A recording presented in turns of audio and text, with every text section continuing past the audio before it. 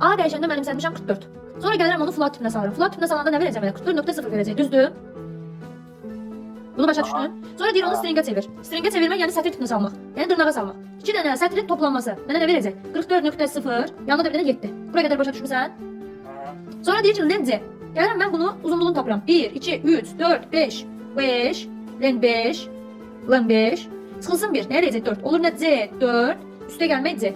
Bunun oxunuşu bu formadadır. Deyir get C dəyişənində 4-cü elementi tap. 0-cı, 1-ci, 2-ci, 3-cü, 4-cü. Sən nə verəcək? 7. Üstə gəlmək C. C nədir? 44.07. Bunlar gəlsən, nə arsan? Toplayırsan. Çünki 4-cü element 7-dir də. 4-cü elementi soruşur da səndən. Ben güzel çıktığından başlayayım, hamısını sayıda var. Saydı da 5 dənə saydı da. 5-dən 1 çıxanda 4 eləmir. 5-dən 1 çıxanda 4 eləmir. Hə. Bu o deməkdir ki, yazılış formasına diqqətli ol da. Bu yazılış forması onu göstərir ki, verilən sətirdə 4-cü elementi mənə ver. 0-cı, 1-ci, 2-ci, 3-cü, 4-cü. Aydın oldu. Ha. 7, 4, 4, 0, 7. Vəssalam. Oldu sənin sualın cavabı. Aydındır. Tamam.